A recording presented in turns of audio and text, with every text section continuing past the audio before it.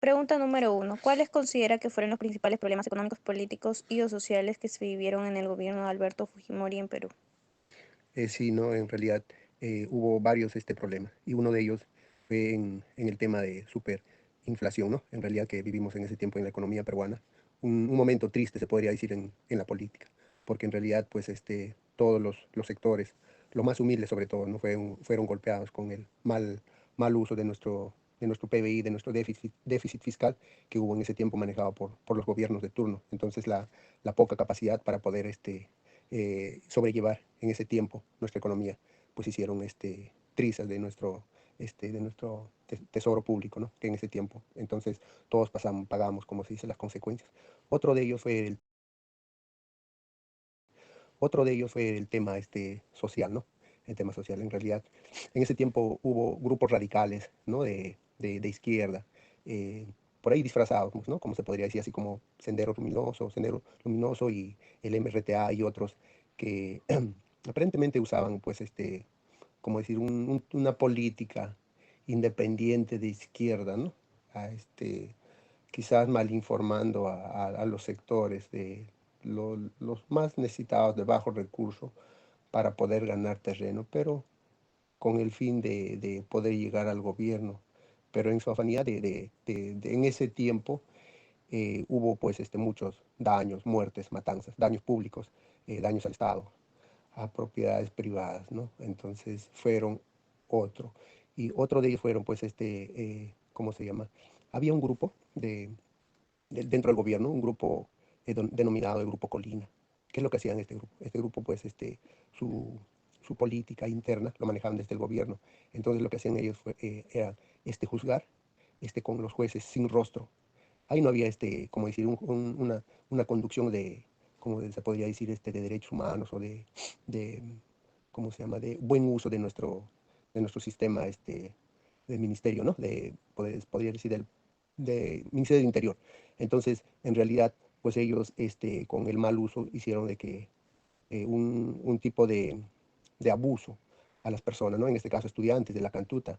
Tenemos Barrios Altos, tenemos en Ayacucho, tenemos Huanta, y tenemos muchos, desapariciones, ¿no? Por el abuso de este grupo, dirigido especialmente del gobierno. Entonces, es un tipo de crimen de ilesa humanidad. Bueno, esos fueron uno de los problemas que aquejaron en ese tiempo, ¿no? Pregunta número 2. ¿Qué medidas se implementaron para combatir la inflación durante el gobierno de Fujimori? ¿Por qué fueron o no efectivas? Sí, en realidad en ese tiempo, pues, como te dije, estaba el Perú pasando por un momento muy triste en lo que es la economía. Sí, en realidad creo que el gobierno, de turno, en este caso el gobierno de Alberto Fujimori, sí, ¿no? Tuvo en su poder a un buen ministro de Economía, que es el señor Juan Hurtado Miller, para poder él, agarrar la rienda del Ministerio de Economía y conjuntamente con el presidente y todos implementaron muy buenas estrategias para poder bajar la inflación. Claro que ellos utilizaron, como se puede decir, un shock, ¿no? Un shock, porque estábamos con una deuda externa tremenda. Normalmente la subida de los precios era interdiario. Entonces, ¿qué es lo que hicieron ellos? Privatizaron algunas empresas, ellos también trataron de controlar algunos precios de los productos, y así sucesivamente hubo una buena estrategia para lograr bajar la hiperinflación que hubo en ese tiempo. Entonces se podría decir que el gobierno de turno en ese tiempo de Alberto Fujimori, sí, ¿no? Utilizó bien los recursos del Estado, del Tesoro Público, del PBI, ¿no? Que nosotros normalmente manejamos. Pregunta número 3. ¿Qué políticas sociales se implementaron durante el gobierno de Fujimori para abordar la pobreza y la desigualdad en el país?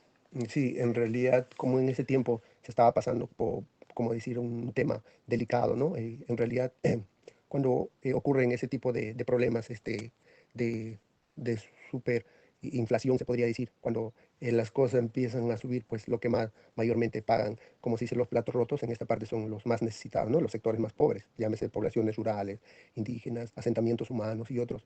En realidad, en ese tiempo, el gobierno de turno creo que utilizó al menos un programa alternativo, se podría decir en este campo, el vaso de leche, se podría decir el programa Juntos, y creo que, si no más me recuerdo, creo que es el-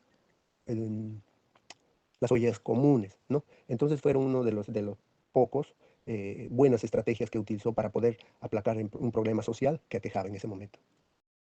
Pregunta número 4. ¿Qué opina de las medidas que se realizaron en el gobierno de Fujimori para combatir a los grupos terroristas como el Movimiento Revolucionario Tupac Amaru y Sendero Luminoso? Sí, en realidad creo que muy a pesar de que en ese tiempo los grupos radicales amenazaban ¿no? Al Estado, a los bienes públicos, propiedades privadas, entre ellos aeropuertos, comisarías, etcétera, etcétera. Creo que fueron medidas acertadas, ¿no?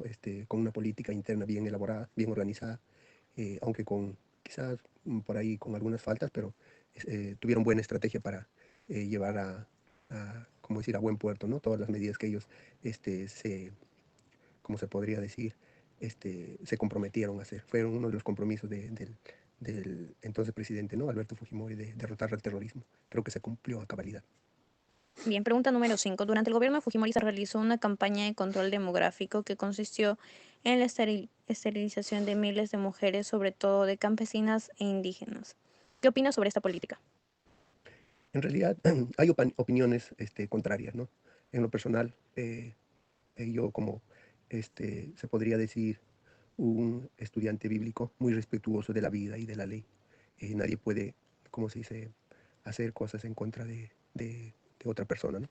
Eso hicieron en realidad con el fin de aplacar, como decir, el aumento de las personas, ¿no? Porque en ese tiempo en realidad hubo, como se dice, como hasta ahora, ¿no? En lugares rurales donde no llega demasiada información entre la prensa escrita, la prensa hablada y la televisión, etcétera, pues la información es muy poca sobre planificación familiar. Entonces, ¿qué es lo que pensó en ese tiempo el gobierno?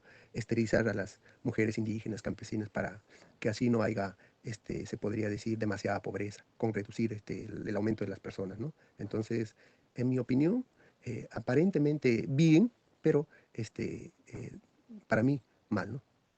Esa es mi respuesta. Bien, continuando con la pregunta número 6. ¿Conoce las medidas que se tomaron durante el gobierno de Fujimori para controlar la prensa y cuáles fueron sus repercusiones en la libertad de expresión? Sí, en realidad, como el gobierno de Alberto Fujimori, en ese tiempo hubo dos gobiernos. Empezó, creo que el primer gobierno, que es en 1990, pues estaba trabajando bien, había libertad de expresión, pero cuando ya la corrupción entró al poder y empezaron a haber ese tipo de cambios, ¿no? Dentro del gobierno, especialmente para callar la prensa escrita, especialmente a la prensa hablada, la televisión, lo periódico, pues ¿qué es lo que hacía?